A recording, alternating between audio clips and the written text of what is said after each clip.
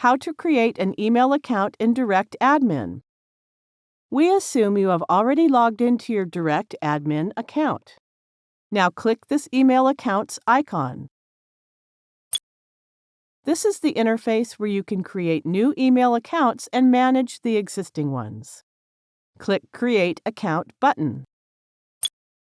Type in the username and password of the new email account in the text input boxes provided. You can set a size limit for this email account by entering the size in MB. You can also check this box and set the limit up to the maximum available space.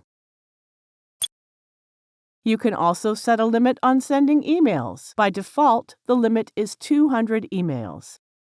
Once ready, click Create Account button. Success! We have set up the email account. Now copy and save the password. We will require it while login into our new email account. Here it shows the new email account we just created.